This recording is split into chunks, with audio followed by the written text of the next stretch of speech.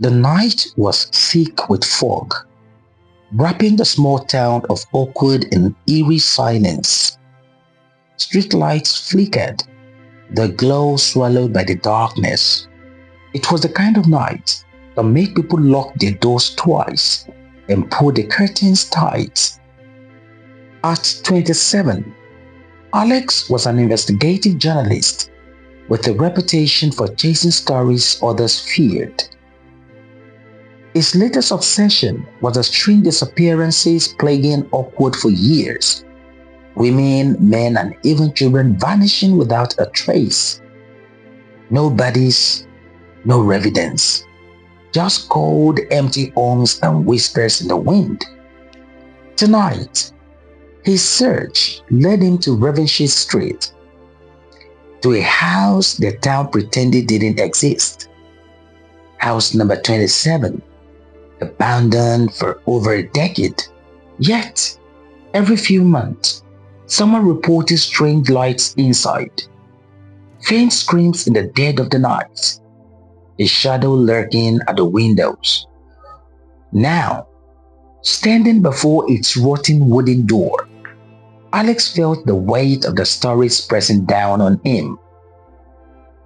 "This is insane," he muttered to himself, but his fingers still tightened around his flashlight. His breath itched as he pushed the door open, the rusted hinges letting out a ghostly groan. Right on their inside, the air was thick with decay, a mix of damp wood, metal, and something far more sinister. His footsteps echoed on the warped wooden floor as he moved deeper inside. Then, his flashlight flickered, a single brief flicker, and that's when he saw it. A human skeleton propped against the far wall, but this wasn't old. It wasn't dry bones covered in dust. This one was fresh. Blood everywhere. It dripped from the ribcage, pooling on the floor, still wet and glistening. The skull was tilted, the empty eye sockets staring directly at him, as if screaming even in death. Alex's pulse thundered in his ears. He swallowed hard. Then a whisper, soft, faint, almost like the wind. But there was no wind inside the house. And suddenly, from the shadows beyond the skeleton, something moved. Alex swung his flashlight towards the sound. His pulse hammering, the beam trembled slightly in his grip, illuminating a narrow hallway leading deeper into the house. And at the end of it, two eyes. They were watching him, unblinking. Then they were gone. A shuffling sound echoed through the walls, moving very fast. Too fast. Alex staggered back, his breath coming in short gasps. Every rational part of his mind told him to run, but his journalist instinct screamed louder. He pressed forward. The hallway was narrow, lined with peeling wallpaper and claw marks, deep, jagged grooves, as if something had fought to escape. Then, a door creaked open ahead. The door wasn't locked. With a deep breath, he pushed it open. Inside, an old office. Dust-covered papers lay scattered on the desk, and in the corner, a filing cabinet, its drawers half open. He moved closer, his hands trembling as he riffled through the files. Names, addresses, dates. His breath caught in his throat. This was proof. Someone had been keeping track of them. But why? Then, a newspaper clipping caught his eye. Detective Jonathan A. missing since 2008. Alex's heart nearly stopped. Jonathan Ace, the detective who had been investigating these disappearances before he vanished himself. Alex's fingers traced the yellowed articles, and at the bottom, a handwritten note. It's not the house, it's what lives beneath it. Alex's stomach turned. Beneath? Then, the whispering started again. Right behind him, Alex spun around, and something lunged. A figure, tall, cloaked in darkness, with wild, hungry eyes. Alex barely dodged, crashing into the desk. Papers scattered. His flashlight hit the floor, spinning wildly as the figure closed in. Cold fingers wrapped around his throat. Vice-like, unforgiving.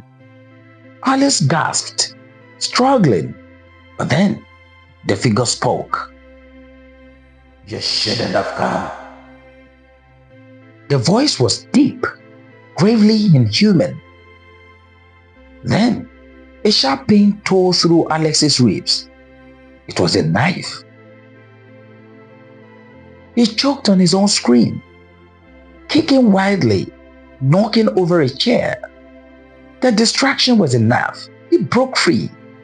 With adrenaline surging, he grabbed his flashlight and swung it with full force. Crack! The figure stumbled back, groaning. Alex bolted towards the door, his vision blurred by pain. He had to get out, but just as he reached the hallway, his foot caught on something. The floor. It had opened up, and beneath it, bodies. Rows of them, some skeletons, some fresh, all looking up at him with hollow, eternal screams. Alex gasped, and behind him, the figure was moving again. He had only seconds. Alex ran, but he wasn't safe. The figure was coming. From the darkness, a voice boomed. "Freeze! Hands up!" Red and blue lights flashed. Police cars surrounded the house. Officers stormed forward, guns drawn. The figure behind Alex snarled, but there was nowhere left to run. As he turned to flee, a single gunshot echoed, and the man crumbled. Alex looked up, dazed. Detective Ryan Carter, his older brother. Ryan knelt beside him. "I told you to stay out of this." Alex let out a weak laugh, coughing. "Yeah, I never listened." The police searched the house. The horror ran deep. Bodies of missing people, all sacrificed to something that the man believed lived beneath the house. A cult? A delusion? The town would never know. The man, Marcus Vale, the last detective assigned to the case before he went missing himself. He had gone mad, convinced that an ancient force required blood to keep the town safe. But the truth? It had been him all along. Alex lay in the hospital, staring at the ceiling. His ribs ached, his mind swirled. He had survived, but the case had only unraveled more questions. His brother sat beside him, shaking his head. "You're not gonna let us go, are you?" Ryan asked. Alex smirked. "Not a chance." That night, in the ruins of house number 47, a single candle flickered in the basement. The shadows twisted, and then a whisper. "We are not done yet, Alex." And so the story ends. Thank you for tuning in to the Blood House of Ravenshade Street. I hope you enjoyed this chilling tale of mystery and horror. If you did, please consider subscribing to my channel at Ben's Voice Narrative for more thrilling stories and narratives. Help me grow this community of story lovers by sharing this video with your friends and family who enjoy a good scare. Your support means the world to me, and I'm excited to share more tales with you in the future. Don't forget to hit that notification bell to stay updated on my latest uploads. Thanks again for watching, and I'll see you in the next story.